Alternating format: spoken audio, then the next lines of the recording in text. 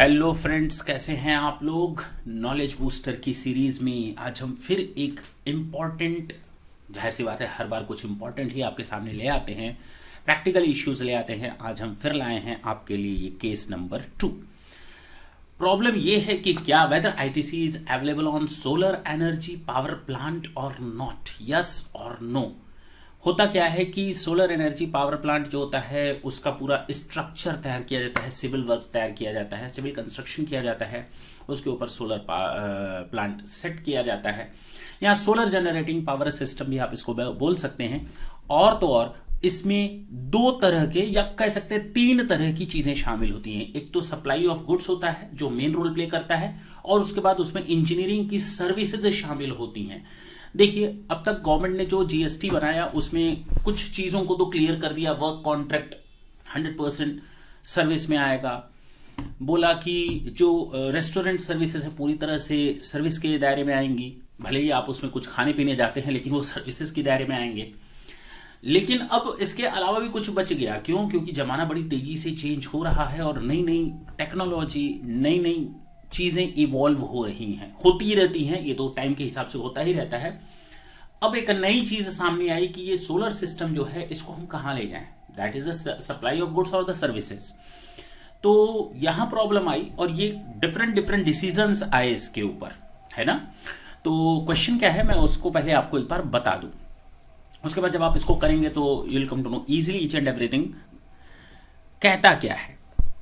कहता है कि Radhe private limited is into the manufacturing business. ठीक है, एक बंदा है जो बिजनेस कर रहा है। The board of director decide to install renewable solar energy generator within the factory premises. ठीक है, फैक्ट्री में वो चाहते हैं कि सोलर प्लांट लग जाए, सोलर रिन्यूएबल एनर्जी सिस्टम लग जाए। The electricity generated will be captively consumed for manufacturing activities. तो इसमें कोई बड़ी बात नहीं है कि अगर हम अपनी प्रीमाइसेस में, फैक्ट्री के प्रीमाइसेस में सोलर प्लांट लगा रहे हैं तो उससे हम बिजनेस को में ही यूज करेंगे।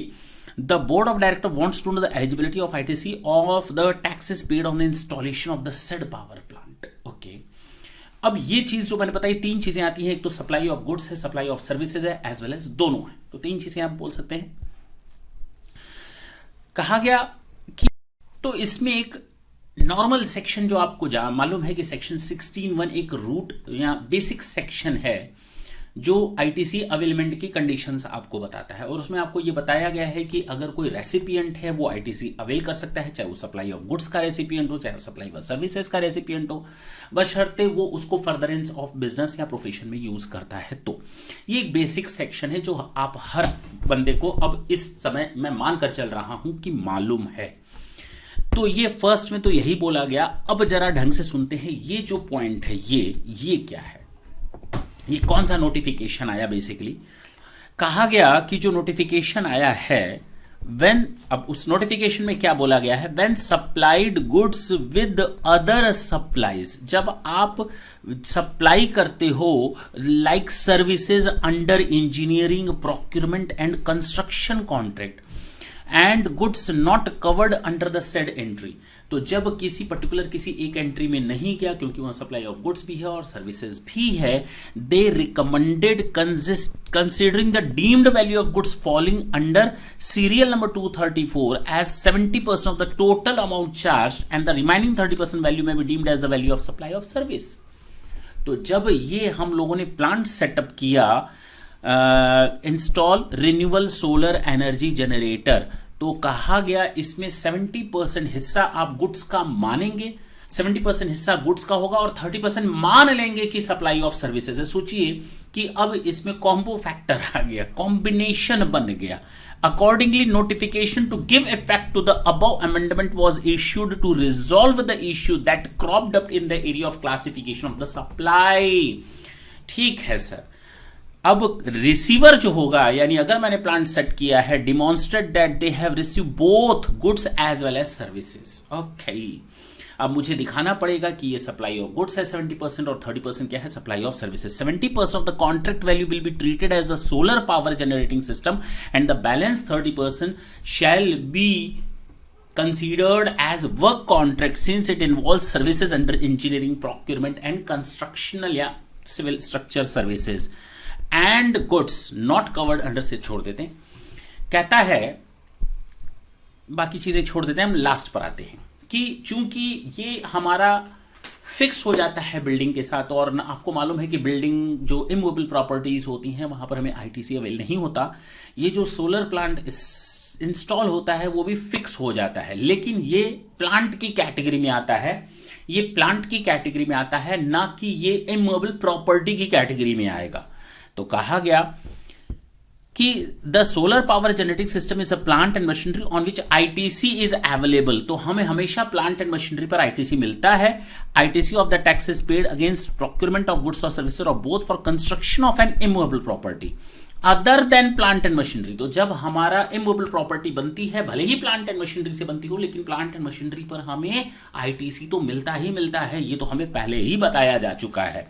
तो अगर ये भले ही हमारा फिक्स हो जाता हो जमीन से, बिल्डिंग से, तो ये भले इमूवेबल का हिस्सा बने जाए, इमूवेबल आइटम्स के तौर पर आप इसको रिकॉग्नाइज करें, कोई दिक्कत नहीं है, लेकिन ये है तो प्लांट, और प्लांट भले ही इमूवेबल हो जाए उसको हम आईटीसी तो देते ही देते हैं।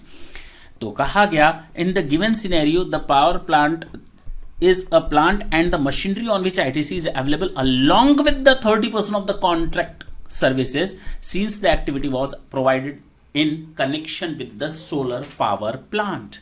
That's it. तो आपको पूरे के पूरे सोलर पावर प्लांट पर आईटीसी अवेल होगा क्योंकि वो आप फर्दरेंस ऑफ बिजनेस के लिए यूज कर रहेंगे।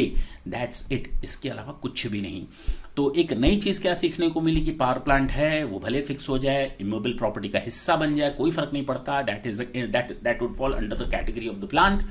Yes, you can get the benefit of the ITC. First thing. Second thing कि चूंकि इस तरह का कोई गुड्स भी है, सप्लाई ऑफ सर्विसेज भी है, तो इस तरह की चीज़ को नोटिफिकेशन नंबर ला करके उसमें ये डिसाइड किया गया कि भाई 70% सप्लाई ऑफ गुड्स कहा जाएगा और 30% को मान लिया जाएगा कि सप्लाई ऑफ सर्विसेज है, क्योंकि वहाँ पर इंजीनियरिंग की सर्विसेज होती हैं, वर्क कॉन्ट्रैक्ट की सर्विसेज होती हैं, सिविल स्ट्रक्चर होता है, हाँ या ना। तो ये चीज़ आप याद रखेंगे। That's it, that was your case number 2। हम थोड़ी स्पीड में इसलिए लेकर चल रहे हैं क्योंकि हम लोग को कई केसेस और कम समय में करने हैं, अपडेशन थोड़ा फास्ट होना चाहिए, तो इसीलिए। ठीक, अब मैं आपको सेक्शन 17 क्या होता है मैं अब ये बताने लगूं, सेक्शन 16 क्या होता है अब मैं ये बताऊं। This is not the right place और right time to discuss about all those things. मैं ये मान करके ये केसेस आपके साथ डिस्कस कर रहा हूं कि एटलीस्ट आपको वो सारे सेक्शन 16, 17 आपको मालूम हैं, तभी आप आईटीसी क्लेम के लिए ये केसेस की स्टडी भी कर रहे हैं। बहुत ही इंटरेस्टिंग केसेस हैं, बहुत ही इंटरेस्टिंग केसेस हैं। नेक्स्ट सेशन में हम आपके सामने फिर आएंगे एक अच्छे केस लॉ के साथ या एक अच्छे अपडेशन के साथ। तब तक के लिए tata and bye bye. Thank you, thanks a lot.